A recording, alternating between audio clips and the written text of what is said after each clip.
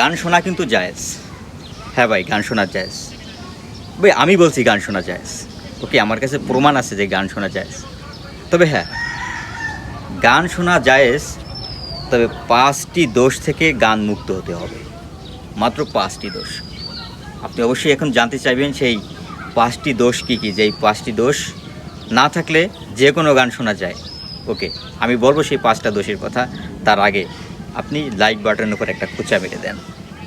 নম্বর 1, আপনার গানের ভিতরে যেই কথাগুলো থাকবে সেই কথাগুলো কোনো মিথ্যা কথা হতে পারবে না। নম্বর 2, যদি কথাগুলো সত্যিও হয়, কথার উদ্দেশ্য খারাপ হতে পারবে না। নম্বর 3, গানের মধ্যে মেয়ে লোকের কণ্ঠ থাকতে পারবে না। যদি গানটা কোনো ছেলে শুনে থাকে তাহলে ওই গানে মেয়ে লোকের কোনো কণ্ঠ থাকতে পারবে না। নম্বর 4, গানের মধ্যে কোনো নাবালেগ পোলাপানের তাল ভাব থাকতে পারবে না। অর্থাৎ যেই সমস্ত বাচ্চারা বালেগ হওয়ার কাছাকাছি তাদের কোনো তাল ভাব গানের মধ্যে থাকতে পারবে না। আর নম্বর 5, গানের মধ্যে কোনো হারাম বাদ্য থাকতে পারবে না। এই 5টি দোষ থেকে যদি আপনার গান মুক্ত থাকে, আপনার যে কোনো গান শোনা যাবে, এতে কোনো সমস্যা নাই।